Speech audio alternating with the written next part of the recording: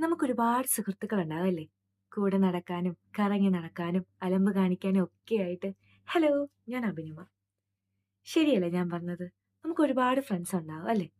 പക്ഷേ നമുക്കൊരു ഹാപ്പിനെസ് ഉണ്ടായ, സങ്കടം വന്ന, ദേഷ്യം വന്ന, വേറെ എന്തെങ്കിലും ഒരു ഇഷ്യൂസ് വന്നാലും നമ്മൾ ഓടിയെത്തുന്നത് അല്ലെങ്കിൽ തിരയുന്നത് ഒറ്റ ഒരാളെ ആയിരിക്കും.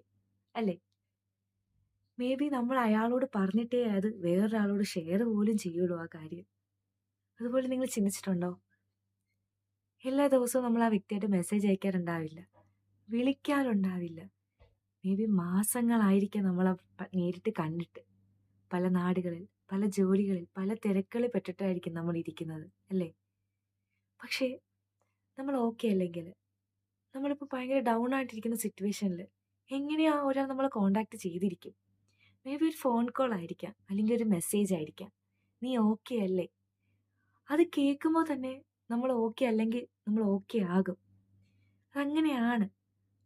അതായിരിക്കാം ആ ഒരു ഫ്രണ്ട്ഷിപ്പിന്റെ മാജിക് എന്ന് പറയുന്നത്. നിങ്ങൾക്കുണ്ടോ അങ്ങനെ ഒരാൾ? നിങ്ങൾക്ക് എന്തും പറയാം. ഏത് ടൈമിലും നിങ്ങളുടെ പ്രശ്നങ്ങൾ വിളിച്ച് പറയാൻ പറ്റുന്ന ഒരാൾ. നിങ്ങൾ ഓക്കെ അല്ലെങ്കിൽ നിങ്ങളെ കോൺടാക്ട് ചെയ്യുന്ന ഒരാൾ.